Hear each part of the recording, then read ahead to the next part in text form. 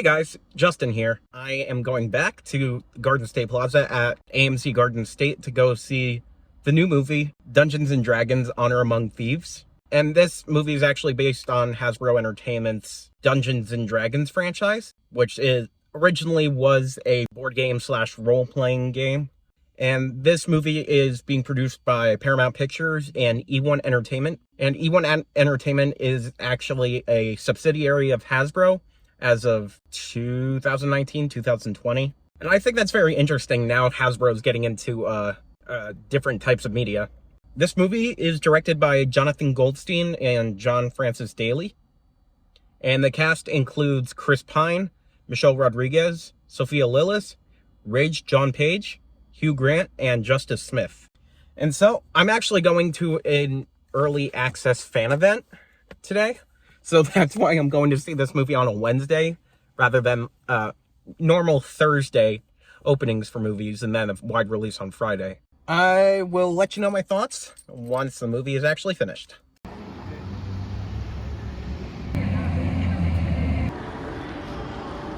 Honestly, when am I never not here?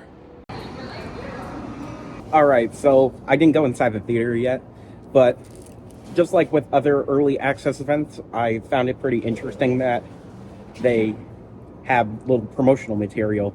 So I got this little card thing for the Dungeons & Dragons movie.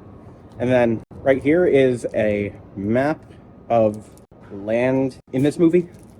And also got a QR code on it so I can play Dungeons & Dragons Beyond. Who knows, maybe after watching this, I might become obsessed with it. The movie just finished. So, as per usual, go back into the car and give my review.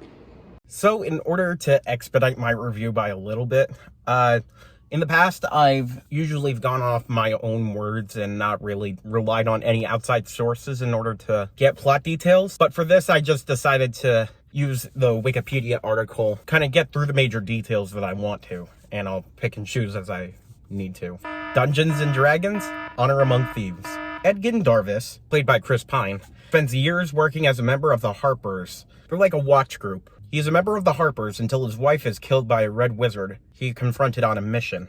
Accompanied by barbarian Holgut Kilgore, who's played by Michelle Rodriguez, Edgar attempts to make a new life for himself and his daughter Kira by turning to theft and forming a team with amateur sorcerer Simon Omar, played by Justice Smith, and Forg Fitzwillem, played by Hugh Grant.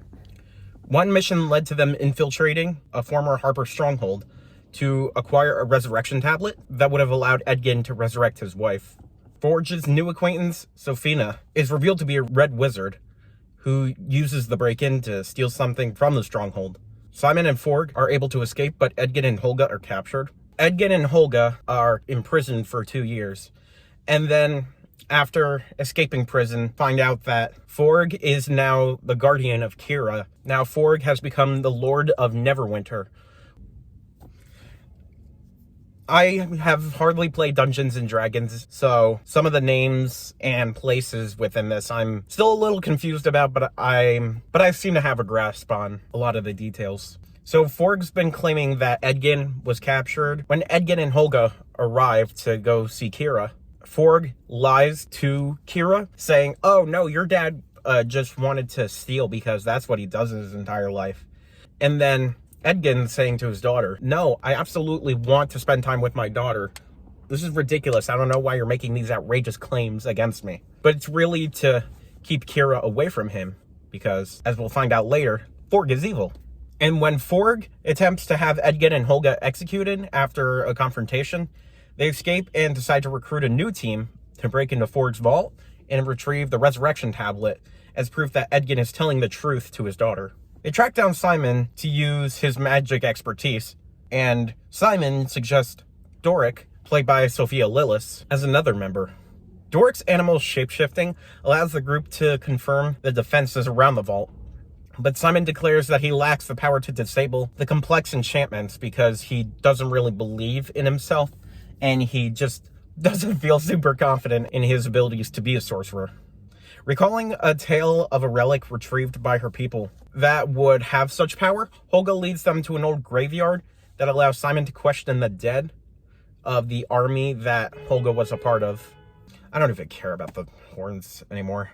So within going to this graveyard and talking to these dead corpses, they find out that there was a helmet that brought power to a sorcerer.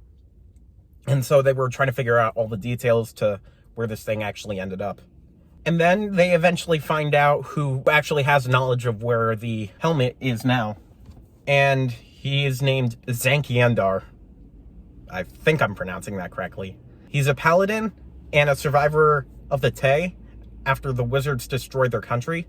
So basically, Zank was a witness to a red wizard ritual that ended up making everybody turn into an army of zombies, or army of the undead, since it's a fantasy world, because zombies don't exist in fantasy. Zank got the group to an underground city where he left the relic, talking about the helmet, which also leads Simon to receiving this magic stick that's called the Hither and Thither staff. Basically just like a portal gun. And when they get the helmet, Zank departs them, but Simon has trouble trying to master the helmet because he puts it on and then he's immediately flipped out because he lacks the self-confidence to attempt to use his helmet properly. And then Edgar, he starts to suggest a new plan where they would use the staff to teleport inside of the vault where the resurrection tablet is being held. And then they could steal the rest of Forg's riches during a gaming ceremony for the city.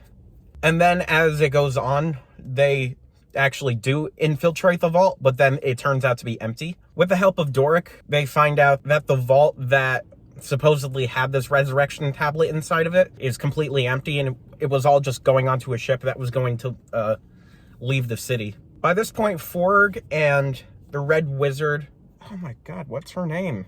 So then Forg and Sofina had a collaboration between each other where Forg would take all these riches. Sofina would have all the power to rule over the city. I think this is probably why I haven't played Dungeons and Dragons yet. There's so much content to go through. Oh my god. So then it turns out that Edgar and Holga were so close to finding the stuff, and then Forg found out that they were coming back in, retrieved the tablet and Edgar's daughter. Forg, stops them in their tracks, and it's like, hey, you're gonna die here because I don't like you anymore. And so Edgar says to Forg, what if we just go in the games that are happening for the city, huh? Because that would be a much more honorable death than dying here inside this room. So Edgar, Simon, Olga, and Doric, they are all just pelted into this game, and then they actually find a way to escape all of the insanity that is this game, where it's a bunch of magical creatures who are trying to get to the humans and the other creatures. It's basically one of those, it kind of reminds me of Gladiator with Russell Crowe and Joaquin Phoenix, but with a lot more magical creatures. Returning to the boat where Forg had moved his riches, Forg proves Edgar was telling the truth when he threatens Kira to convince Edgar to give up the boat, only for the group to steal the boat back. Witnessing Sofina beginning her ritual leads, Edgar decides that they have to go back and save the people. They were going to go off with all the treasures that he had, but after they found out that the Red Wizards were going to be doing the ritual inside of the stadium where the games were happening, and had to have all the townspeople there in order for it to be effective, they were like, we can't just leave, because that wouldn't be cool. We need to be honorable. Honor among thieves. That's why it's called Honor Among Thieves and Dungeons and Dragons, because there's Dungeons and Dragons. All right, I'm almost finished. So they use the teleportation staff, the Hither and Thither staff, to get all the riches out of the boat to distract everybody, to get out of the stadium, and it works. And then they get so close to defeating Sofina, and they are putting all of their might into it. Kind of like Avengers Endgame, when everyone was just getting a go at Thanos in any way that they could. Thanos and his army. Outraged at her defeat, Sofina attacks the group, but in the process, Simon is able to master his magic And then Sofina attempts to use a time stop spell, but fails because there was a magic dampening bracelets that were used against her, and she was distracted. With the help of Kira, too, she comes back into this. Holgut was unfortunately injured within this, and she was presumed to be dead, but after Edgar saw how much Kira really loved her as a mother, because she didn't actually have the experience of having her mother with her, Edgar decides to resurrect Olga because he wants his daughter to have a mother-like figure in her life, and I think that's very sweet of him. And then the old Lord of Neverwinter actually wakes up out of a dead sleep. I don't know what happened with that. And Forg is sent to prison because of the actions that he had done. With that being said, that's the end of the movie. That was a lot less complicated than I thought it was going to be. The only after credit scene for this movie was a corpse from the graveyard scene who needed to be asked a question in order to go back to being dead. He was just looking at the camera like, hello, is anybody still here? Kind of a Ferris Bueller's Day Off type of deal. It's so funny that this entire movie, like, it just made me think of, like, other fantasy movies and, like, other weird movie references that I just honestly wasn't expecting to think about, but I think it made for a pretty entertaining experience. So the overall thematic feel of this movie, it was very comedic in tone, and I genuinely appreciated that, because sometimes game adaptations going into film they don't really translate that well sometimes, because whoever may be producing the movie may not have the highest understanding of the original source material. Or it could be that the game publishers just chose to have some details taken out. I personally have never played Dungeons & Dragons, but I've been familiar about it because I used to have a childhood friend who played it, and he really enjoyed it. And then, of course, with Stranger Things coming into popularity, that brought a renewed thought about Dungeons & Dragons to me. I've never played the game. I've been familiar with it. But it was very interesting to see, like, the fantastical, whimsical stuff be put on display. And it didn't take itself too seriously, which I really admire it for. The music choices, it was all of the time period, I guess you would say. If it's supposed to be a medieval type of feel, it did exactly what it was supposed to. Some surprises that I wasn't expecting was a cameo from Bradley Cooper, of all people, where he happens to be Olga's ex-husband, which I found really weird, but at the same time, it was so funny. There were so many people in the audience that were cracking up. Speaking of audience, someone was, like, half asleep during the movie, which I thought was pretty funny. I looked over at him and I was like, okay, he's sleeping. All right, cool. I got a storage full notification, so I had to re-record. So some criticisms that I have, though, is personally, Michelle Rodriguez's acting, I didn't really think it fit too much with the tone of this movie, but she did a really good job at what she was doing, even though, like, I felt it was a little bit off in some points. Nothing against her whatsoever. I just think it felt just a teeny bit off. I think that's really the only thing that kind of took me out of it a little bit. I did really enjoy Sophia Lillis and Chris Pine, because anything that they've been in, like, I really seem to enjoy it. I still need to watch Don't Worry, Darling. And Sophia Lillis, from her being in the Netflix series I'm Not Okay With This, and then the It movies from 2017 and 19, I just think they're really good. Oh, Star Trek, Chris Pine. That's what he was in. Yeah, so I thought it was pretty cool to see all of this come together as it did. And everyone seemed to have some pretty good chemistry with each other. And that's about all I have to give for this. So, with that being said, thanks for watching this movie review.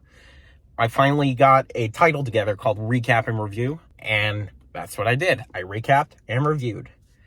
And if you want to check out more stuff like this, see other movie reviews in the future, or watch ones that I've already made, you can check my channel already. You can check out more stuff on my channel here at JSheaMedia, or you can go online to JSheaMedia.com, or check out my socials. Literally anything you want to do to engage, go ahead. So with that being said, thanks for watching.